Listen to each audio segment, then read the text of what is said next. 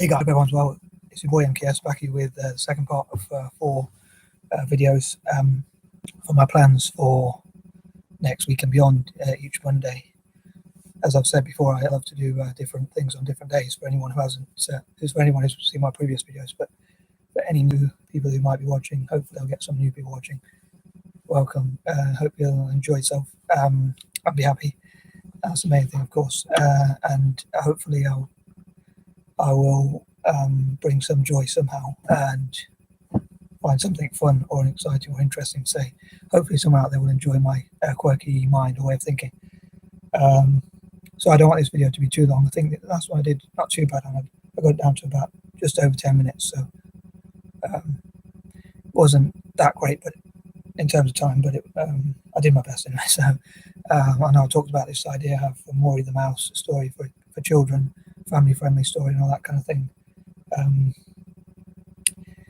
But anyway, now I want to carry on with this next part. So please check out part 1 if you haven't done so, and I hope you look out for part 3 and 4 as well.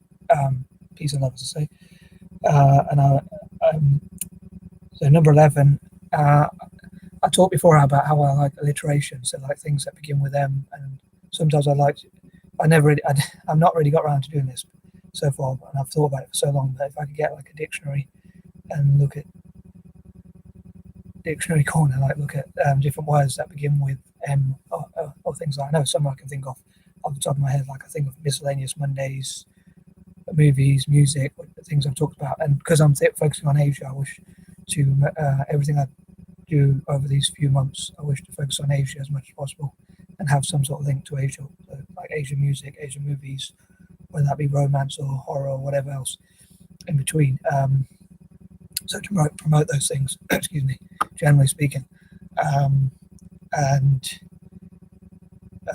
think of things like these quirky ideas I have, like money Mondays, where I can, and maybe for, as I say, because I'm thinking of Asia, talking about Asia, how people can make money in Asia, or how Asians can make more money or develop their economies, or things about Asian banks or Asian currency or Asian attitudes towards money or philosophy, Asian entrepreneurs, could entrepreneurship help more people and things like that, and also sport, and also I also have, like, I'm not really good at maths, but different numbers for whatever reason what remind me of different things. So like 11 is like second chances, but also things like innovation, inventions, and things like that. Moving on, as I said, I don't want the video to be too long, so I don't want to spend too long on each point. But number 12, I do like motivational Mondays, like sharing with people in Asia, especially dyslexic and ADHD and autistic people, things like positive things about autism,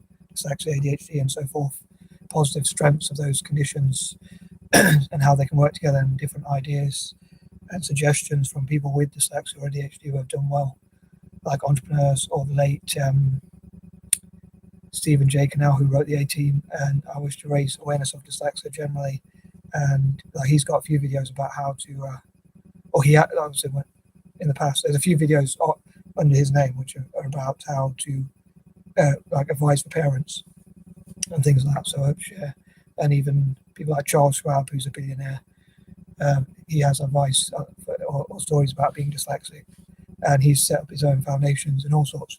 So I hope to encourage people like that to set up their own academies for, as I've talked before about, to train dyslexics in Asia to become maybe even as successful as them. I'd love there to be a Richard Branson or Charles Schwab in India or China or anywhere else in Asia, i.e. someone with dyslexia who becomes the next Richard Branson, but they're in India, and maybe even some of the females as well. And I think of projects like He for She, like mentoring women and girls and training them from a young age and giving them support in Asia and things like that. Obviously, He for She is not my idea, but I'm just sort of borrowing that idea, so to speak. Anyway, so I hope to promote Asian movies, music, and all sorts of things like that, and also share with people across Asia, especially young people, motivational YouTube videos like Evan Carmichael. He's got some great videos and people like that.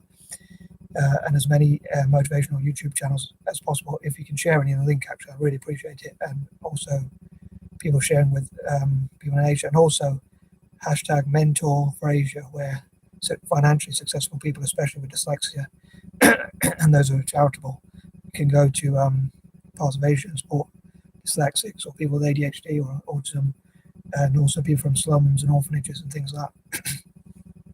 Moving on, number 13.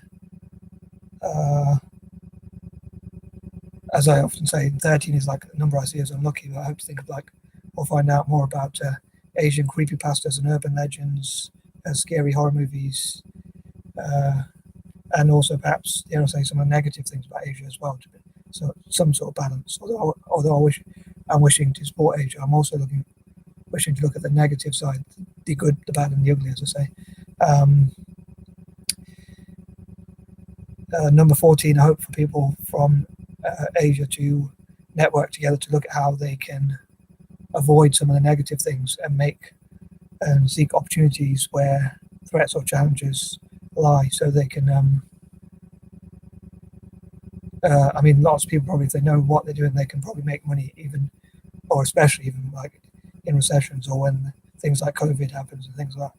But also people from Asia looking at creative ways to solve those problems, and like dyslexic people can be really good at solving problems, and I'd love them to do things like art and music and different ways of expression from dyslexic people, to talk about how they can solve those problems, and also how they can unite Asia and things like that, and some of the divisions as well, some of those sorts of problems specifically facing Asia, as well as look at how Asia can solve problems for the rest of the world, but also make money from doing so to benefit their own economies, and tackle poverty and things like that. As I said, supporting people from slums and orphanages and things like that. And there's something I was going to say and I forgot. People from, with dyslexia and ADHD, looking at how they can unite Asia together and Pan-Asianism, end some of these divisions, and tackle some of these problems and make positives out of them and things like that. I forgot. I'm sure there's something I was going to say and I forgot, but anyway, I'm sure I'll remember it later, hopefully. 15. Again, I hope, I have these dreams, for people with dyslexia in India and across Asia, becoming millionaires or even billionaires by 2030. As I say, and to encourage people from India that, sorry if I'm repeating half of these points, but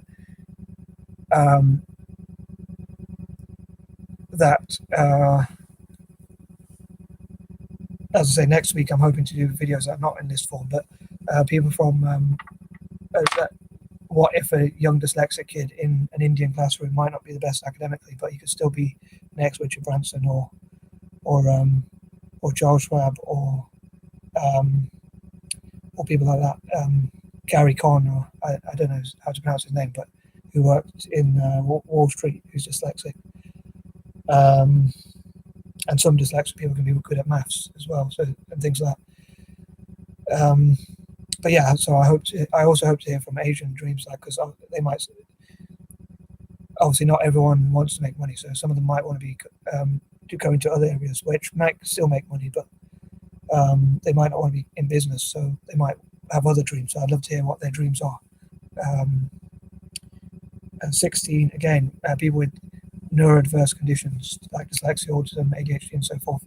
I hope to look at how they can be inspired and have the confidence and motivation, encouragement, and so forth to reach their dreams and aim high, and have the confidence to believe in themselves and do not be put off being writers or doing whatever they want to do just because they have a learning disability. They can still work their way around it. And now I remember I went to say point 14, which is there's many dyslexics who can be writers. So I hope they'll find, if they think they can't write or they can't spell that well, they can still find ways like getting ghostwriters or finding, again, dyslexic mentors from the rest of the world outside of Asia can go and mentor in Asia.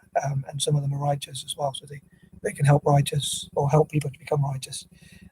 17, on that note, I'd love to hear people with imagination writing great stories and having confidence, and especially during lockdown, using that time to be in a room without distractions, hopefully, and to focus on writing stories and doing art to keep themselves occupied. Although they might need to go out for fresh air once or twice a day, but they can still do that. But they could spend a certain amount of time doing certain projects and setting themselves goals. Like once they've achieved a certain goal, they can go out for a walk and then come back and things like that. 18, I hope for people from Asia to talk about positive things about their own country and each other's countries, and which famous or successful Asian inspires them, or again, people with dyslexia or ADHD or autism, talking about which person with dyslexia or ADHD or autism inspires them the most around the world, and finding out about those people. 19, I hope for people from Asia to support African software and technology generally across Africa. 20, I wish I could sleep less so I could get more done. Anyway, I'd love to know what you think about this video.